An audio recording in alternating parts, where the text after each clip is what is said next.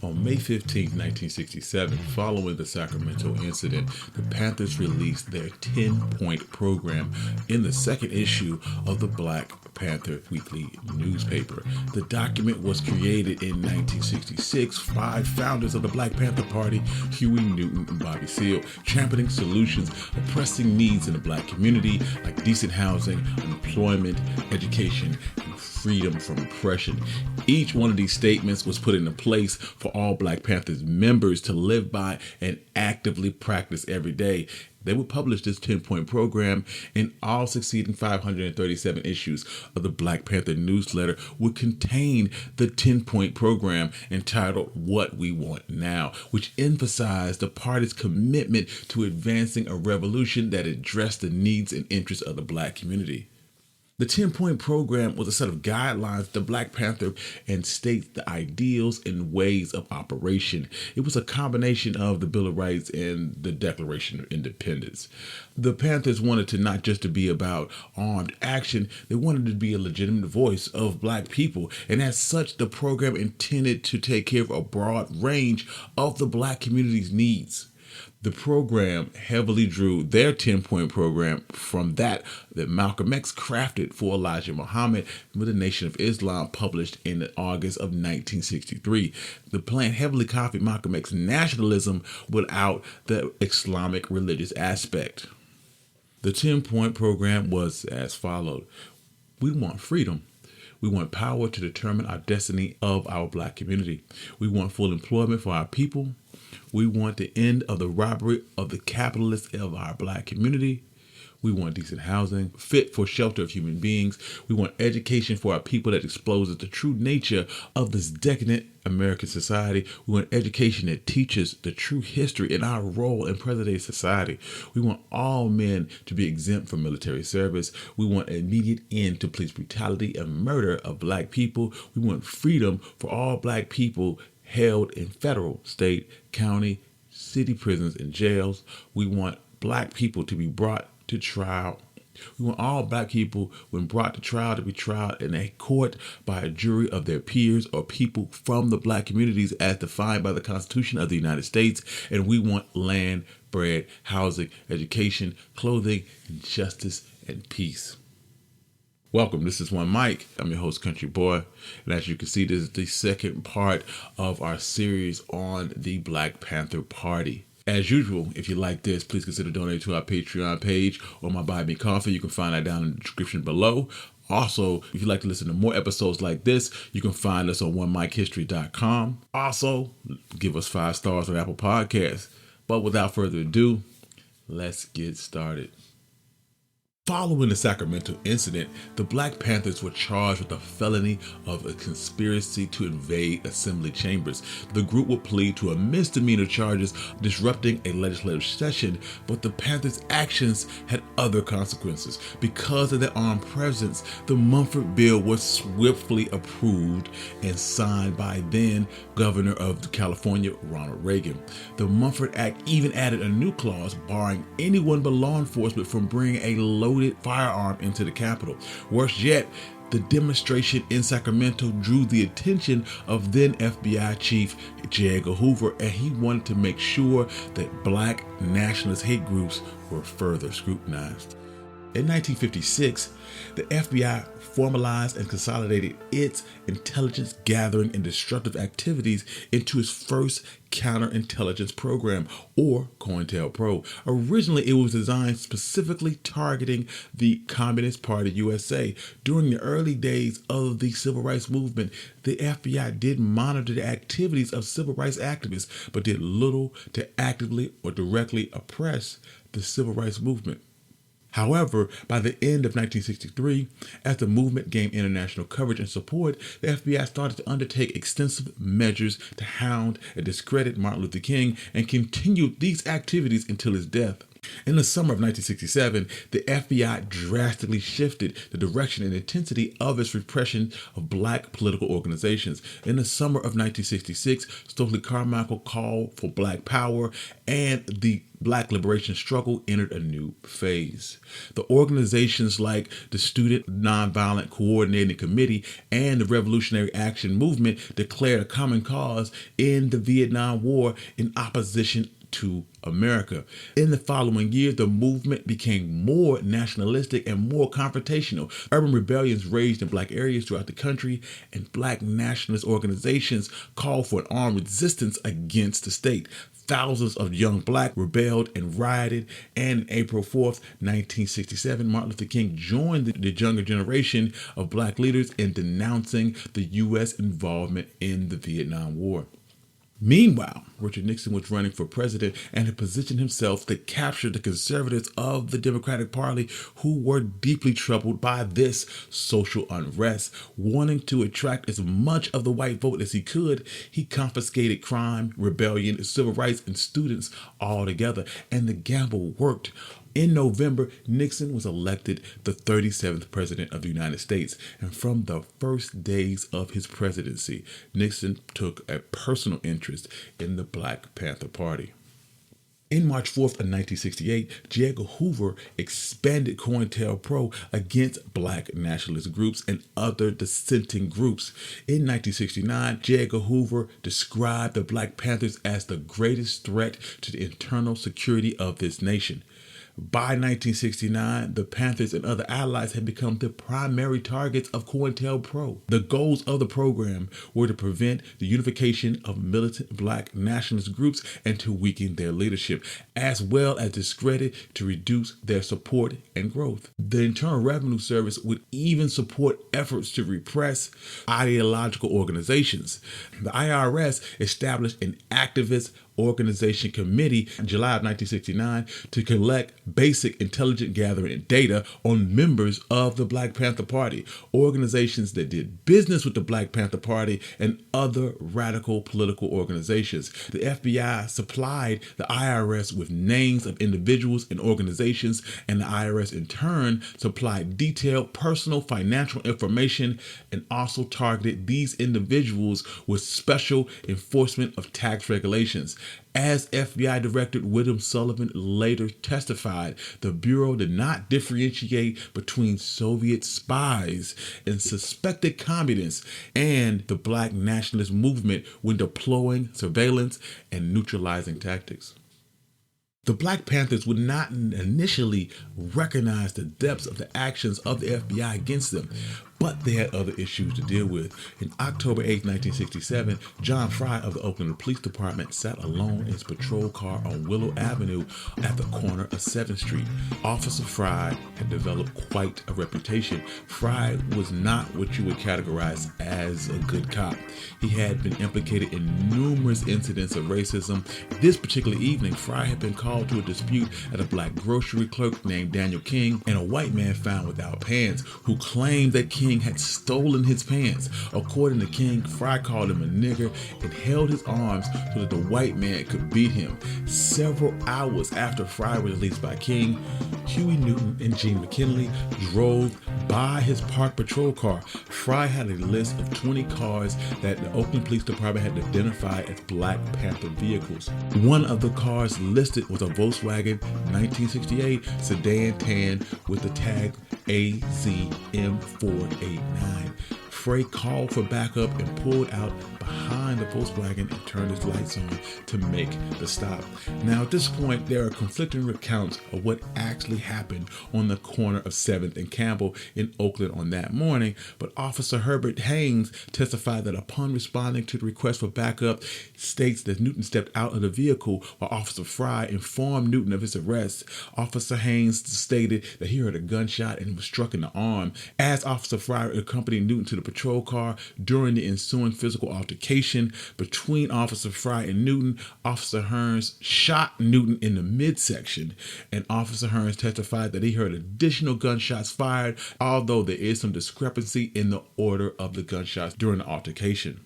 A nearby bus driver, however, that witnessed the shooting, the bus driver testified that Newton produced a concealed firearm that went off, striking Officer Haynes, and that Newton using this firearm to fire several more shots at Officer Fry, who ultimately was pronounced dead at Merritt Hospital.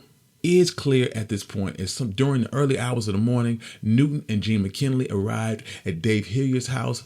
Newton had a gunshot wound in his abdomen, so David and his brother June Hilliard rushed Newton to Kaiser Hospital emergency room.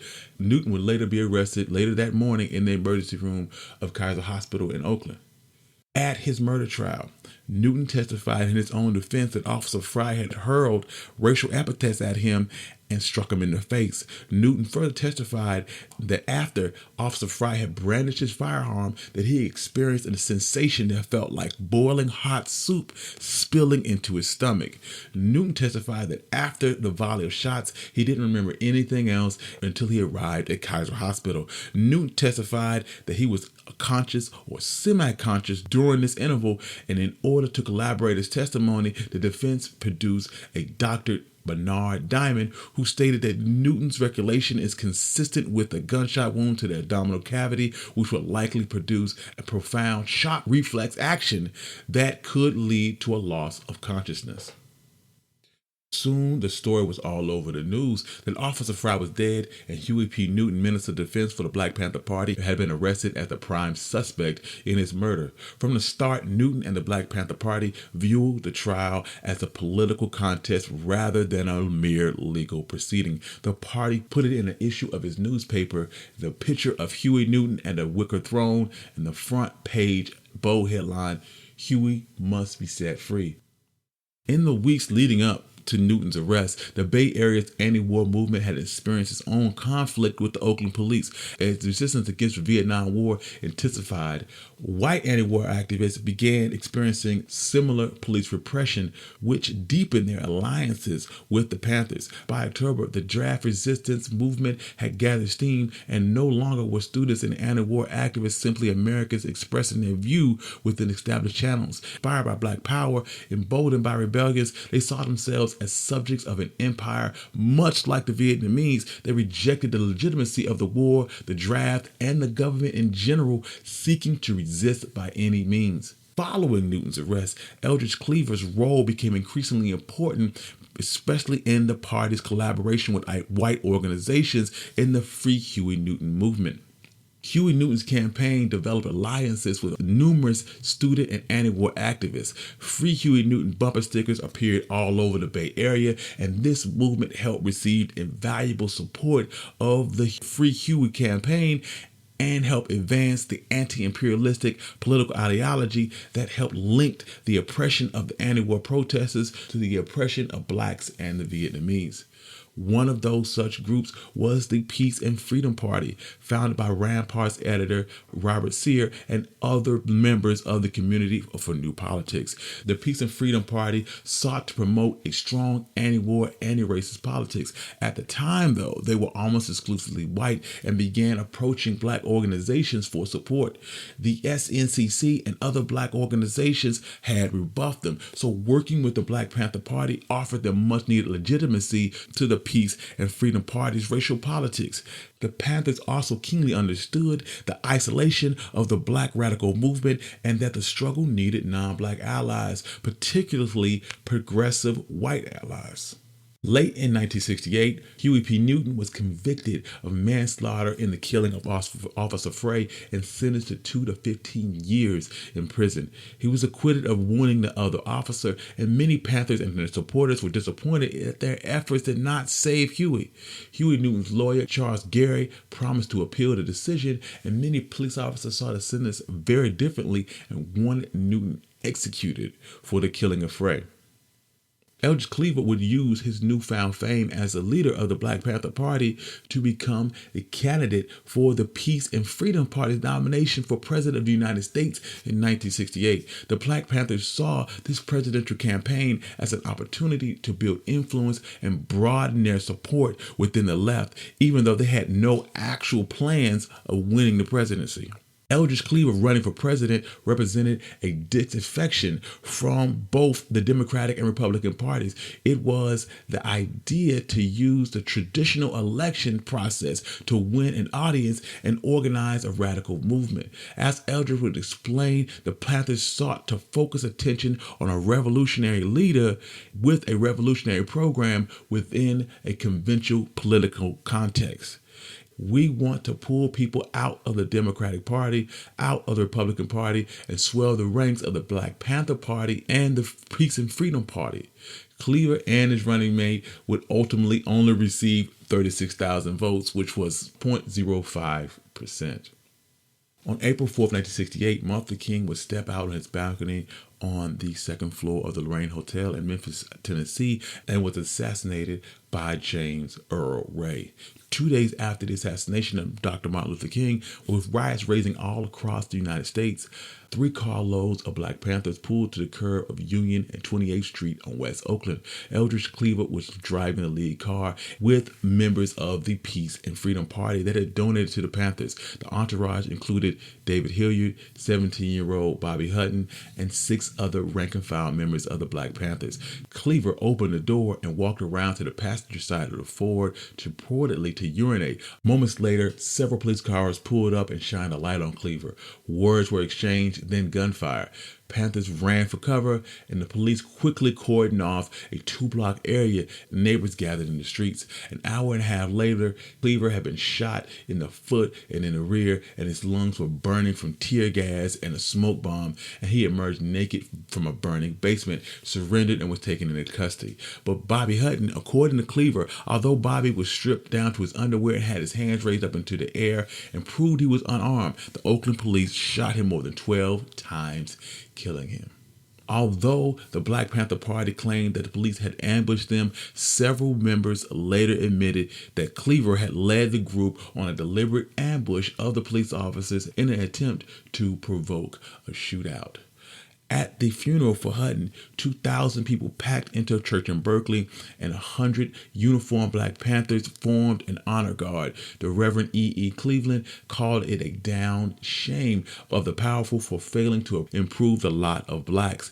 After service, the Panthers held an outdoor rally and proclaimed that Bobby Hutton had been assassinated for his Panther politics, and the Black Panthers leadership charged that Hutton was posed to challenge racism and that the police had killed him to repress this challenge. Following this incident, Eldridge Cleaver was charged with attempted murder, and he jumped bail and fled to Cuba in late 1968. Initially, he was treated with luxury by the Cuban government, but that hospitality ended upon reports that Fidel Castro had received information from the CIA infiltrating the Black Panther Party.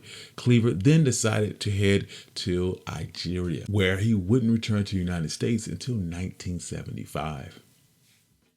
Early in 1968, the Oakland-based Black Panther Party had began organizing a chapter in Los Angeles, and Eldridge Cleaver had recruited Bunchy Carter to organize a chapter of the Black Panther Party in Los Angeles. After the Watts riots, the Black Power movement in Los Angeles had centered around the Black Congress. After the Watts riot, Black organizations had proliferated, and one of those groups that came to power was the Black Congress. But the dynamics of the Black Congress had quickly changed with the rise of the Black Panthers. The politics developed by Huey Newton, Bobby Seale, and Eldridge Cleaver had resonated with young blacks in Los Angeles, providing a new conduit for change, and the Black Panthers had developed ideas about black people suffering and a vision for advancing dignity and power amongst black people. They had also created an organization to advance this vision. Early in 1968, the Black Panthers had essentially a local organization based in Oakland with a satellite chapter beginning to organize in Los Angeles.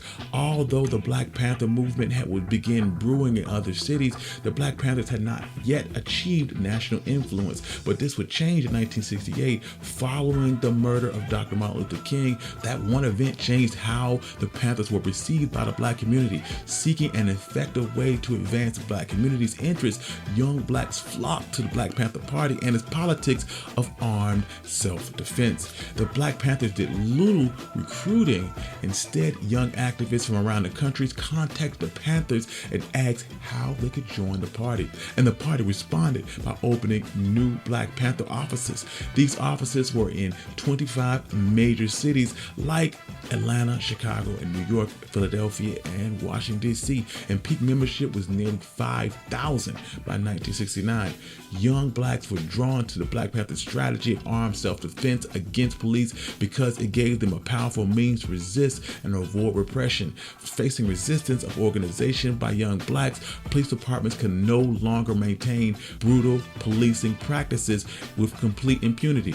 By arming organizations and advocating revolution, Black Panthers challenged the legitimacy of the state, and by framing this practice of self-defense as a part of a global anti-imperialistic struggle, the Panthers were able to draw broad support from other black political organizations and as well as non-black organizations. These allies proved to be a crucial financial and political and legal support that enabled the Panthers to be able to mount top-notch, unprecedented legal challenges against many of the charges that they faced, and often won their cases in court. Without this allied support, the Panthers would have quickly dissolved. Instead, the Black Panthers rapidly became the most influential black movement organization in the United States in the late 60s. As the Panthers grew in influence and membership, so did pushback from the state. The Panthers sought meaningful activities for members so that they could serve the community and strengthen the party and improve their public image. So they deployed community programs, and they quickly became a cornerstone of the party's activities nationwide. The Panthers community programs began in 1969 under Bobby Seale's leadership because Eldridge Cleaver had went into exile and Huey Newton was still in prison, and it marked an important transformation for the Panthers' political ideals. The idea was inspired by Mao Zedong's advice to revolutionaries in the Little Red Book, and Newton called for the Panthers to serve the people and make survival programs a priority within its branches. The Panthers launched its first breakfast program for children at St. Augustine Episcopal Church in West Oakland. The parishioner Ruth Beckford Smith coordinated the program. When the party decided to organize a breakfast program for children at St. Augustine, Beckford Smith volunteered to coordinate the program and help organize it. The first day of the program, it only served 11 children. By the end of the week, the program was serving almost 135 children a day. When Bobby Seale went to prison in 1969, David Hilliard, chief of staff for the party, took the reins of the party's organization. Hilliard continued to give priority to the development of the free breakfast program for children, and during his tenure, the program spread like wildfire, becoming the Panthers' most important activity. The breakfast program was an important public face for the party and also matched the Panthers politically and ideologically. The Panthers claimed to have fed 20,000 children between 1968 and 1969, and they said they hoped to feed almost 100,000 between 1969 and 70. These breakfast programs enjoyed widespread support within the black community, and the free breakfast program adopted a rigorous routine. Members had to be at the site early in the morning in time to prepare the food and be ready for the children arriving before they ate and headed off to school. Transporting some of them from the home to the site and then to school was yet another vital offering and a logistical challenge. While children ate their meals, though, members taught them black liberation lessons consisting of the Black Panther Party's messages and black history. Businesses donated food and supplies to the local Black Panther programs, mostly due to altruism and promotion of a positive community relations. But businesses that chose not to help faced the Black Panthers' wrath. At times, the Panthers' persuasion blended on harassment and sometimes strong arming. Far more common, though, was boycotts and picketing of businesses that refused to assist the programs. Equally common was the tactic of calling out or public shaming those that refused to help. Churches and other community-based organizations that refused to sponsor or allow breakfast programs on their premises faced a similar treatment. Politically, the breakfast program shed a light on the government's failure to address childhood poverty and hunger. The U.S. government only spent $600,000 on breakfast programs in the fall of 1967. Government-sponsored breakfast programs grew rapidly as the Panthers pioneered their free breakfast program. And by 1972, government-sponsored breakfast programs were feeding almost 1.8 million children out of the approximately 5 million children that qualified for such help. The success of the Panthers' free breakfast program for children led for the party to initiate free clinics and a range of other community programs. Many blacks were poorly served by the healthcare system, and some of them had never seen a doctor. Once again, despite the healthcare initiatives within the federal government in urban areas, community residents only received limited, if any, healthcare attention. The Panthers ran free medical clinics that relied on volunteer services of local doctors, medical students, interns, residents, nurses, and community folks, as well as donated or low-rent clinic space.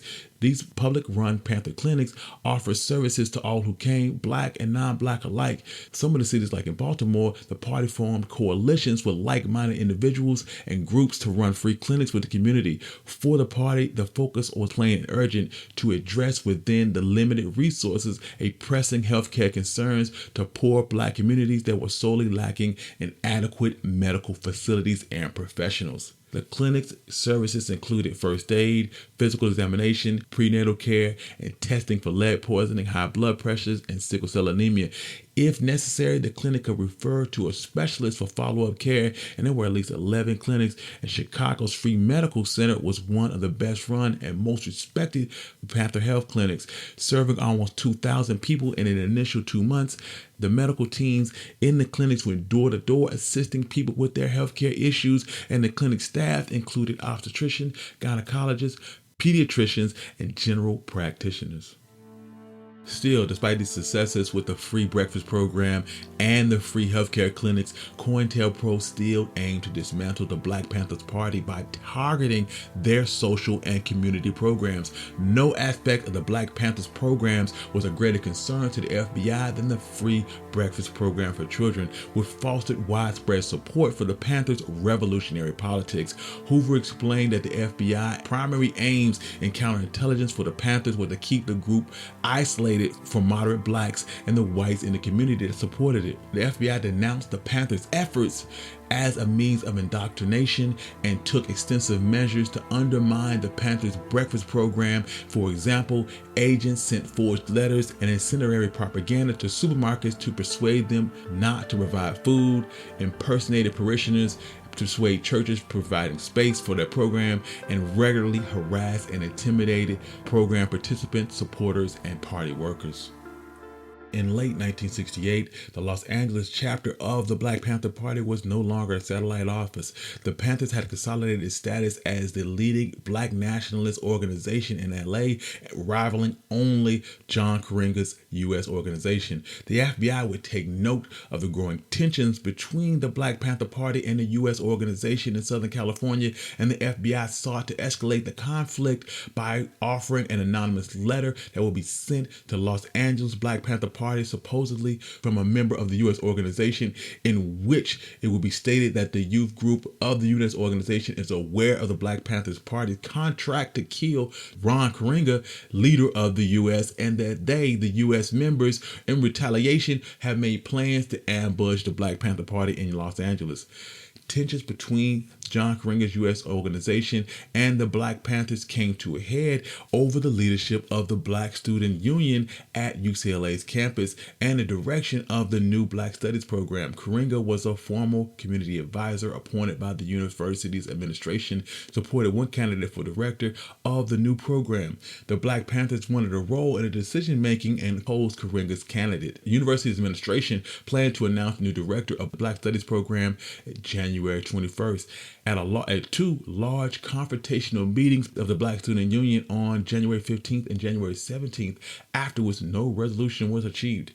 Most of the students appeared to support the Black Panthers' position, and Lane Brown and John Hudgens would be elected to an ad hoc committee to represent the Black Student Union concerns, John Hudgens and Bunchy Carter emerged as the leading contenders in the upcoming election for the Black Student Union presidency. 2:40 p.m. on January 17th, as the Black Student Union adjourned, about 150 students poured out of the meeting. The conflict turned violent. Ranking members of the U.S. organization fired guns at the Los Angeles Black Panther leaders and shot John Hudgens in the back and Bunchy Carter in the chest, killing them both. Fleeing campus, Panthers gathered at the home of John and Erica Hudgens, and soon about 150 police officers surrounded the house and kicked in the door. The police arrested all 17 Panthers in the house. Initially, no members of the U.S. organization were arrested. The National Lawyers Guild and other allies of the Panthers quickly mobilized to raise bail and activate a legal defense. Within a few days, all the charges against the Panthers had been dropped and the Panthers had been released. Funeral services for Bunchy Carter took place at Trinity Baptist Church in Los Angeles on Friday, January 24th. Bunchy Carter's funeral, Bobby Seale denounced Gringa as a reactionary and tool of the white power structure. The Panthers leadership believed that from the start the attack had been a government plot, and the Panthers were correct in surmising that the killings were not part of the normal course of a conflict between the party and a rival black nationalist organization. Evidence would later emerge that shows that the state had a hand in stirring up the conflict and contributed to the killings of John Hudgens and Bunchy Carter, and yet to this day we still don't know to what extent the U.S. members were working directly with the FBI or the police, and whether the killings were planned or implemented by the direction of the government. The police will later issue warrants for the arrest of the Stenner brothers, George and Larry, members of the U.S. organization, and they were present at the time of the killing. The Stenner brothers would turn themselves in to police and would receive life in prison for conspiracy to commit murder.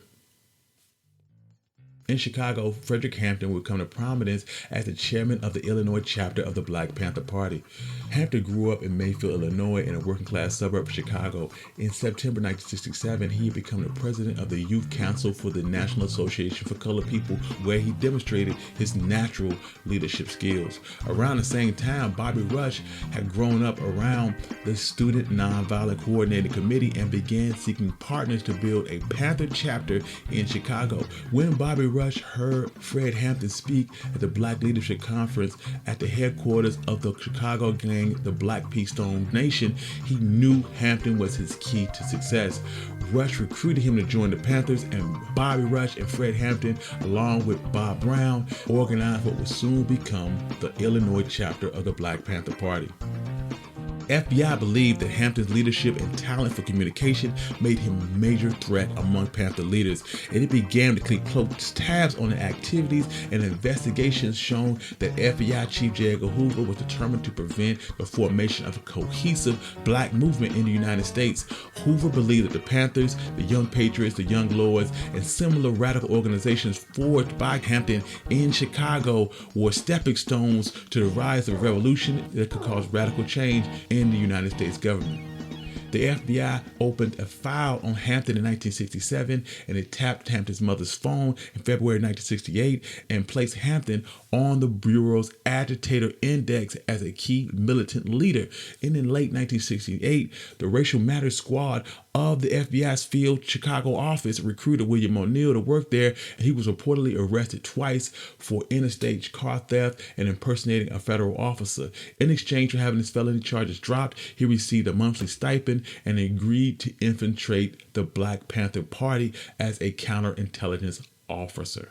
During the 60s in Chicago, gangs were an important political force in black neighborhoods, and none was more powerful than the Blackstone Rangers. From the start in the early 1960s, the Rangers were focused on community building in adjunct to their illegal activities, which included drug trafficking and extortion. As a result, they constituted some sort of a parallel government on the South Side, protecting members in their neighborhood from other gangs, as well as providing police and some community services. By the late 1960s, they had swallowed up most of the smaller gangs as part of the Keystone Nation. In December 1968, having quickly built a powerful Black Panther force in Chicago, Fred Hampton entered discussions with Fred Ford, leader of the Rangers, about merging the Panthers and the Rangers. The merger proposed to boost the Panthers' membership and street presence, and Hampton suggested to Fort that they should join forces. Fort was interested in a merger, but the FBI saw the potential merger as a political threat and sought to foster conflict between the two groups. The Chicago FBI office felt that spreading false rumors that the Panther Party leadership was disparaging Fort might result in Fort taking active steps to exact some form of retribution toward the leadership of the Panthers. As discussions deteriorated, the Chicago field office of the FBI suggested to headquarters that time was right to provoke the Rangers to take violent actions by sending a forged letter to Fort. The FBI field office suggested that sending a letter to Fort rather than Hampton because Fort was more likely to respond with violence. The FBI's effort may have helped prevent a merger between the Panthers and the Rangers, but it did not precipitate widespread violence between the group because Hampton and Fort had figured out that the government was attempting to create a deadly conflict between them and didn't actually take the bait. Also in 1968, Hampton was arrested for assaulting an ice cream truck driver, and apparently Hampton had appropriated the ice cream truck, passed out more than 400 ice cream bars, and took $71 and passed them out to neighborhood children. In the weeks that followed, Hampton and the Chicago Panthers organized a free breakfast program, and within 2 weeks they fed more than 1,100 children, drew community support, and also making it hard to ignore the political dimensions of Hampton's ice cream truck driver case. During his trial in April, Hampton appeared on local television publicizing the free breakfast program and appealing for public support of the Panthers. In April 9, 1969, Hampton was convicted of robbery and assault, released on bond per a pre-sentencing hearing. Hampton planned to appeal his conviction on the grounds that the newspaper articles on the Panthers during the trial prejudiced the jury. On May 26, 1969, Fred Hampton was sentenced to 2 to 5 years in prison for robbery and assault.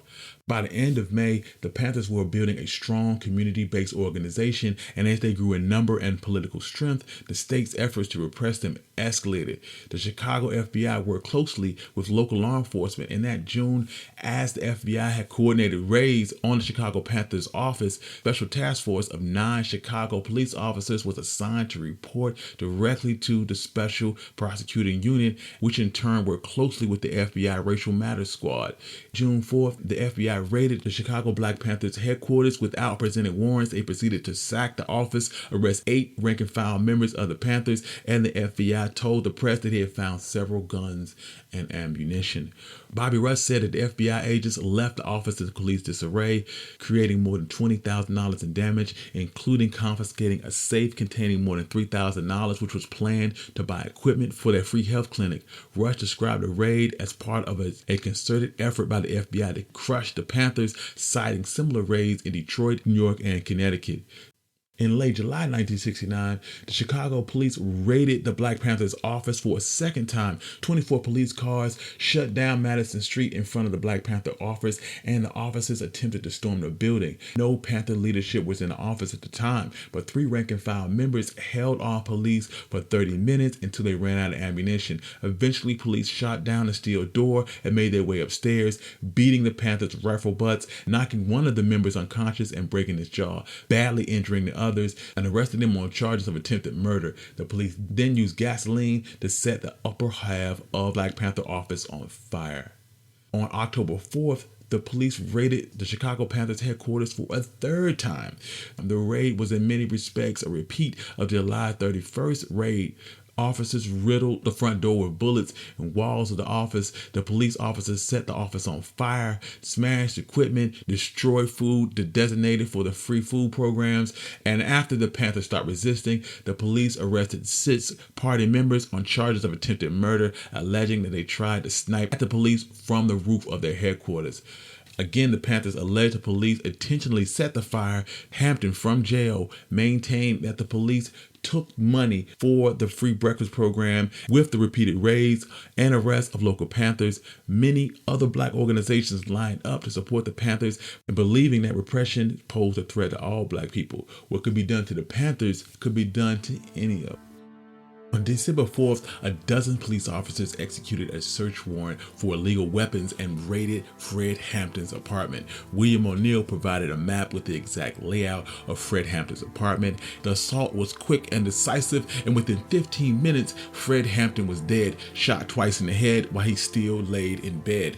The Peoria, Illinois Black Panther chapter leader, Mark Clark, was in Chicago attending a statewide meeting of Panther leaders, and he was also shot. 7 other Panther members in the apartment were arrested on attempted murder charges, aggravated battery, and unlawful use of weapons. The New York Times reported that one of the rooms in the walls appeared to have scars and potholes and bullet holes, and there were clusters of bullets and gouges of shotgun blasts in places where the Panthers were said to 2 men were killed and 4 others were wounded. There were no bullet marks in the area of the 2 doors the police said they had entered.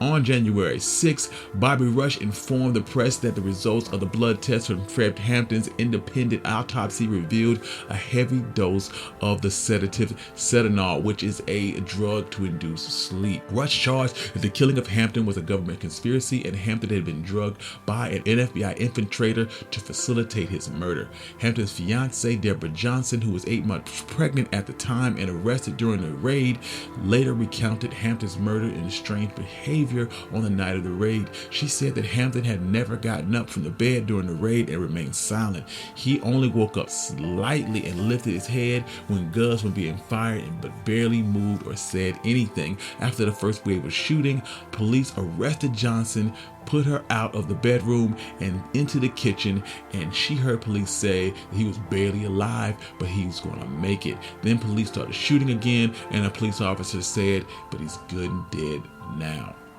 There was an immediate outpouring of support for Hampton, and the Panthers used the attention to organize support through education, offering tours of the apartment where Fred Hampton and Clark had been murdered, and the National Black Panther Party understood and sought to portray the killing of Hampton and Clark as a political assassination and part of a national government's conspiracy to repress the Black Panther Party. In early 1969, the Connecticut Black Panther chapter opened and was led by Erica Hudgens. They offered political education classes and attempted to start a breakfast program and regularly held public speeches. They started to attract national attention. The FBI paid closely attention to the New Haven Panthers and tapped their phones, infiltrating their ranks with several undercover informants. In March of 1969, J. Edgar Hoover fiercely remanded the New Haven field office for not producing more hard-hitting counterintelligence measures for dealing with the Panthers in New Haven, Connecticut. In early May, the New Haven police wiretaps revealed that Bobby Seale was going to be speaking at Yale University later that month to raise funds for legal fees, and the police passed on this information to the FBI.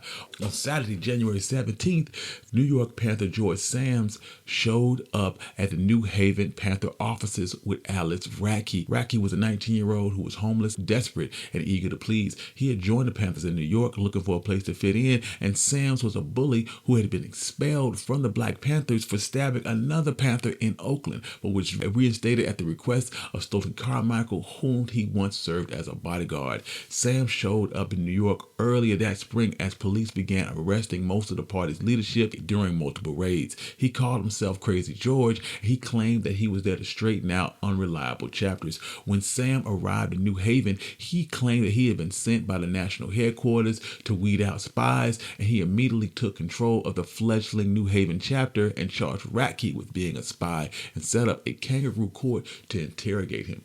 With the help of Warren Kimbrough and a new Panther recruit, Donnie McLucas, Sams tied Rackey to a chair and tortured him. The two beat Rackey with the club and twisted coat hangers around his neck and poured boiling hot water all over him. On the evening of the 20th, 3 days after Sams had brought Rackey to New Haven, Sams announced that he was going to drive Rackey to the bus station and let him go. With Kimbrough and McLucas in tow, Sams took Rackey to a wooded swamp in the suburbs, and Sams handed Kimbrough a .45, and Kimbrough shot Rackey in the back of the head, killing him. Sams took the gun back and handed it to McLucas, telling him to finish Rackey off, and McLucas shot Rackey in the chest. The police and the FBI had gathered extensive information on the New Haven Panthers chapter through paid informants and wiretapping. And the night of May 20th, a police informant called the head of the information division of the New Haven police and warned him that Sams and others were about to transport something important in Sam's green Buick Riviera. New Haven police chief later said that he suspected that the Panthers were kidnapping someone and that a hostage was in transit. However, they did nothing to stop Rackey's torture or murder, later claiming that they did not know he was being tortured and that they tried to follow the car that carried Rackey to his death, but that the Panthers had eluded them. The next day, the police recovered Rackey's body, and later that night, they conducted raids that arrested Erica Hudgens, Warren Kimbrough, Donnie McLucas, Francis Carter, and 4 other rank-and-file members on murder charges. The police arrested the Panther suspects in New Haven the day after Rackey was murdered, and Sams had already left town. But he had left behind the tape of the recording made during Rackey's torture, and the police had no trouble locating and confiscating the tape when they made the arrest of the New Haven Panthers. After those arrests, Sams was in and out various Panther offices nationally, with police and FBI raids following close behind. In early August of 1969, Sams was arrested in a gun incident at a New Panther chapter in Halifax, Nova Scotia. He was extradited to the United States following a trial where he turned state's evidence. Within days, the Justice Department created a special unit with the purpose of federal prosecution of Black Panther members. On August 19th, on the basis of Sam's testimony, Bobby Seale, chairman of the Black Panther Party, was arrested in Berkeley, California on capital charges of conspiracy to murder for allegedly ordering the killing of Sam Rackey. The state made a deal with Kimbrough, offering him a light sentence in exchange for turning state's evidence and pinning the murder on the higher-ups. Kimbrough and Sams were each given 4 years in prison and were eventually released. Donnie McLucas maintained the innocence of the Black Party members and was slated to face trial. Panther Field Marshal Landon Williams was also in New Haven during Rackey's torture and murder, and Sams testified that he had taken orders from Williams, and Williams in turn had taken orders from the Black Panther National Headquarters. It was clear that Sams directed the gruesome events, and in the end, the state found insufficient evidence to support Sams' claim that he was following orders from Williams. Williams pled guilty to the lesser charges of conspiracy to murder and received a suspended sentence on November 1971. Hoping to pin the murder on National Panther leaders Bobby Seale and Erica Hudgens, the state prosecuted a long, costly trial in an attempt to convict the two. But both efforts failed, and all charges against Seale and Hudgens were eventually dismissed. During the 1970s, the Black Panther Party was weakened by external attacks and legal problems and external issues, and their rapid decline as a political force. But the most devastating cause of the Black Panther Party's demise were programs ran by the Federal Bureau of Investigation aiming to break up the party. I hope you join us next week when we discuss the decline of the Black Panther Party. But today, I'm Country Boy. This has been the story of the Black Panthers. As usual, if you like this, consider donating to our Patreon page. Also, if you like more episodes like this, or you can find episode 1 at onemichistory.com. Please give us 5 stars on Apple Podcasts, and peace.